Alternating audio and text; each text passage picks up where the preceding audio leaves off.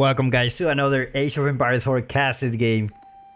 We have in the color blue playing as the Abbasid Dynasty. It is Hunk ADC. And his opponent playing as the Mongols in the color orange. It's Can I Stop My Fall? Welcome everybody to another Age of Empires forecasted game. Hope you're enjoying these videos. Have plenty of content coming every single day.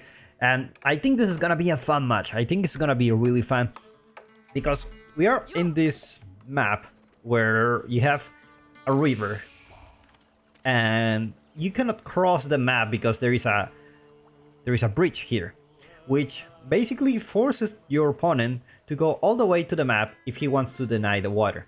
Now we see the Abbasid Dynasty actually going for the water very early on, so it's gonna be an investment for the future, you know. Why you go water is because it's like a small town center. You can treat it as a second town center because basically it produces fishing boats and they do gather resource for you. So it is a really good investment. And you already see the wall is coming here just in case the Mongols want to you know, go for the water themselves. But looks like he went for Uvu, which means his wood will be used for gathering stone passively, and then he will go for the dock later in the game. So looks like we're not gonna see an early aggression for the Mongols for now. It's just gonna be going for the water, and you know, that's pretty much it. It's gonna be it's gonna be a very slow start at the moment because they're just gonna wait for those fishing ships to increase, and then probably they're thinking about going Castle Age really fast. That's an option. When you have so many fishing boats, you can put like a lot of villagers on gold and just age up, and that's sometimes the case. But let's see how these two players play the game. Meanwhile, the Khan just gathering sheep around. Looks like his opponent actually went all the way around from his side of the map just to check out what he's up to. You know, that's one of the things you really need to check what your Mongol player is doing, because I guess the Mongols, you cannot really tell if they're gonna attack you very early on or they're just gonna play passively like they are right now. So you're kind of forced to mess up your scouting pattern. You're leaving a lot of sheep behind here. I think there should be some sheep here. Yeah, a couple of them here and here as well. So you're kind of being forced to go and check on your opponent's base. What is he doing? Because you don't want a surprise attack where the Mongol player just comes here and suddenly it's like, okay, now my dock is denied, or they're gonna start torching my dock. And it's just very hard. That's why Mongol is one of the best civilization in water maps, in hybrid maps, because they can just produce those spearmen quite easily, and they can just take down your dock, and then you're behind, right? So it's one of those. It's one of those civilizations that you really need to keep an eye on them. They're actually very fun to play. Hey, when I start playing the game, right away, I try the Mongols, and I just remember the first time that I tried them, and it's like, so what is this? It's like, oh, this is the pack building and you need to unpack. And I thought like, well, this is brilliant. This is like a, you know, I didn't know that civilizations were so different in this game. I was so amazed. I was like, oh, I'm gonna play this. It's just, there's no way I play another one. And I played Mongol for a long time. I think my first months into the game, like the first 4 months, I just played Mongol, and I had a lot of fun. I'm sure a lot of people tried at the beginning too. I think it's such a fun concept. Like, it's focused on the aggression, move your pack buildings, have the Mangura. It's just so fun. We're gonna see the Sibo tree coming for the Mongol player now. It's gonna have a nice trade post here in the back. It's not a bad position. We have seen wars in these games where the trade post is just like here, for example, and not in this map, but in other maps especially. They try to balance the game with, you know, just putting the trade in positions where it's harder to defend the trade. Otherwise, the games just go very long in Imperial Age, and it's just not very fun to watch. Looks like the Khan went down. He will come back again. But he went down for a reason. The dog went up, and this is very important for the Mongol player. This is very, very important because now this means that the civil tree is up, and as soon as he gets this, he's gonna get a military ship, and he's gonna get the demo ship. Now, I don't know if the demo ship is the right answer, because once you use it, like, you're gonna lose your military advantage on the boat. Never mind, this demo ship was for this outpost. He said this outpost cannot go up, and indeed, it didn't go up, and it took a villager. Oh my god, that's an ugly way to die, man. That's an ugly way to die. And while the Mongol player just producing traders, double trader, look at that. He's gonna have producing both of them, and then probably gonna send this silver tree to the corner of the map to get maximum value of this trade. While the Mongols putting arrow slit in placements. Look at that. Now, I don't like the fact that the models don't update. I can never tell visually if they have the arrow slit in placements or not. Unlike regular outpost, you don't really see them changing. So it's one of those things I would like the devs to change, because I mean, this is an important signal that your opponent has, you know,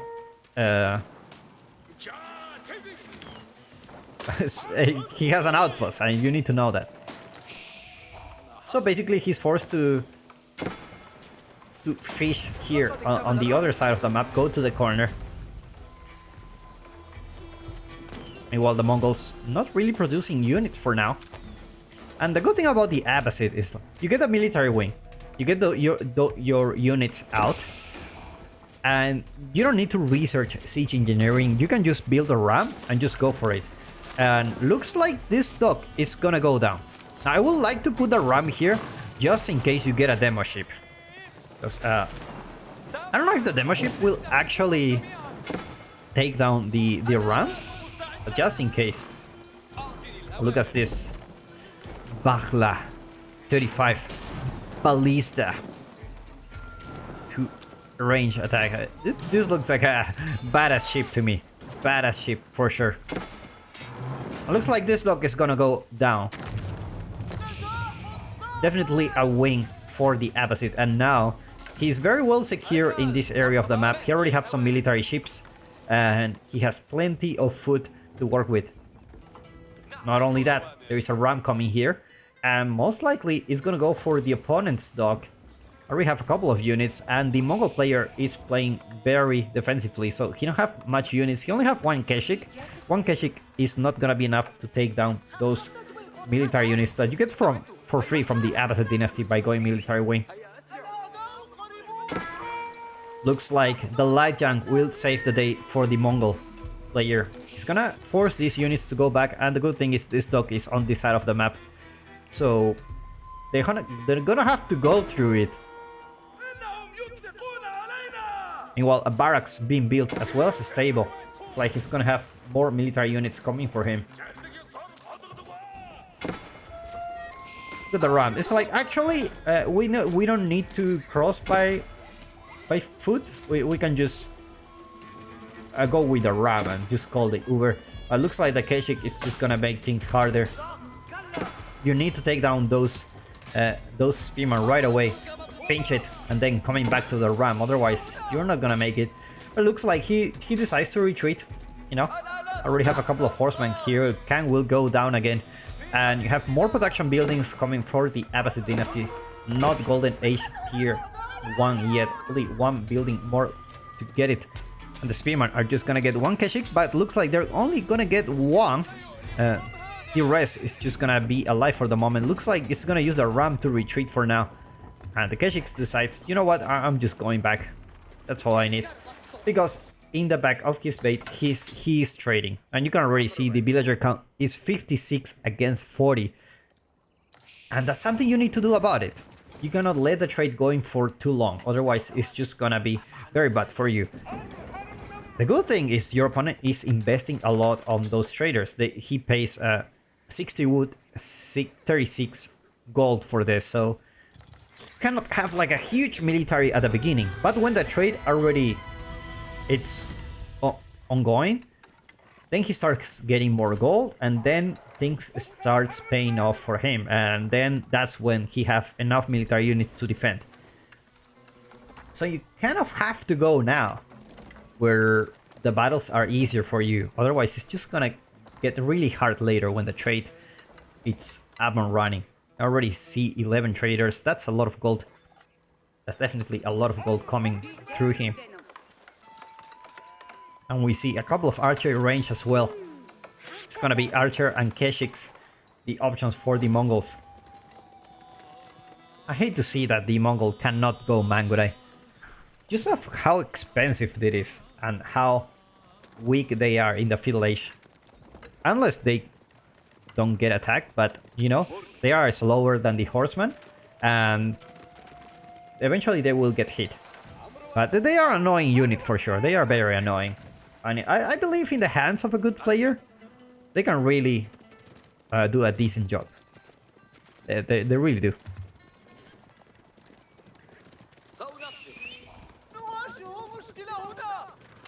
Looks like Hunk. Go here. Try to take down one fishing boat. That's a win for him. It's a free kill.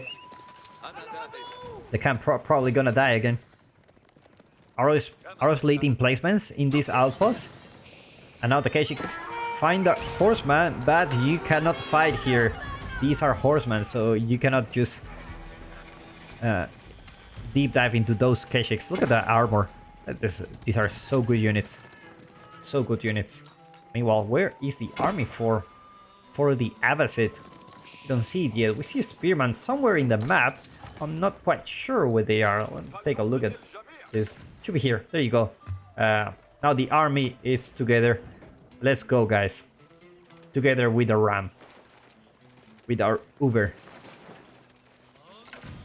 So you can actually put a military ship here just to try to defend this area.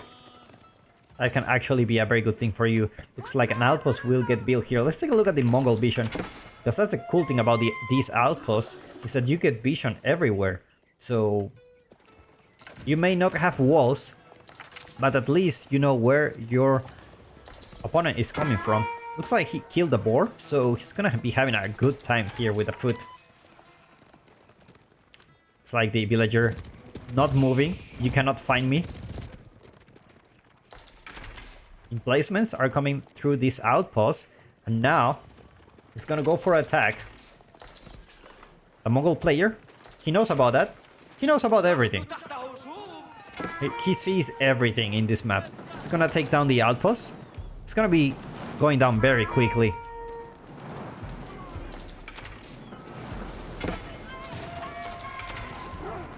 And looks like the traders are nowhere nearby. He stopped the trading for now. He knows his opponent is around the trade post, so he's gonna stop it for the moment. Just for the time being. Meanwhile, walls coming up for the Abbasid player. It's gonna be fully protected in his side of the map with this. And he can focus on attacking. He won't get raided for sure. Another outpost. Gets destroyed. And this is a huge army from the Mongols. 32 military units. Archer range. Archers. 19 Keshiks. And at the same time, he's aging up with the Kurultai. At the same time, the Abbasid. Thinking about an age up too. Have 5 villagers on gold. You need a little bit more if you want to rush it. Especially with the Abbasid, this takes so long to age up. Because you don't really assign villagers. You need to use the House of Wisdom. So, you know, it just takes some time to get things going. Look at this beautiful graphics with the shoreline, the birds. It's amazing. It's amazing. I think there was a ready pause. Oh my god, the Abbasid. He's trading as well. He went for the trade wing. He didn't go for the trade wing. He went for the culture wing. But he is trading, and Abbasid trade is actually very, very good because they can choose which extra resource you want to have. As a secondary resource, you can get either wood or food. So it's quite good. It is quite good. Very similar as the Mongol, where they get pretty much every resource. The Mongol probably the best trade in the game. Another Kurultai is coming. He's gonna find a wall here. Veterancy for these units are coming as well. But the HAP for the Abbasid is not ready. He kind of needs to defend this area. But he cannot just go there. He's forcing the Keshiks to go back. Impossible to take a fight in this area. That's a lot of units, and these are already veterans. So you're not gonna get a good trade here. All the veteran units, you just lost your army here. Culture wing, not really there yet. It's such a mistake from the Abbasid player. Not just to wait a little bit, just to get those upgrades up and running. You will get some. The opponent will definitely be there at your base, but you will have a nicer time. Definitely, that wasn't a good trade for him. We're talking about still 54 military units for the Mongols. And, you know, Kurultai also coming slow but steady. I don't know if he had the upgrade for moving, but he's moving really slow. It's moving really, really slow. And the Abbasid reaches the castle age. He's gonna get some knights out, some gulams, and veterancy for all those units. He's just running away. But the Mongol player is like, no time to lose, man. No time to lose. You just age up. I know you don't have many units. I will go deep dive into your base. And he will find the traders. It's not gonna be nice. It's not gonna be nice for sure. Meanwhile, the Kurultai. One day it will arrive. And the traders get spotted. Looks like the villagers on the deer will go down as well. And the Keshiks are already on the field. A single mistake can cost him the game by engaging in a fight where he shouldn't have engaged. And now the horsemen are here. Probably he's gonna clean this up actually. And the problem is the Keshiks here. He already lost, oh my god, 48 military economic units. They're killing everyone here. And he taps out. Well played by these two players. Hopefully you enjoyed this match. And if you do, don't forget to subscribe to watch the next one. I'll see you.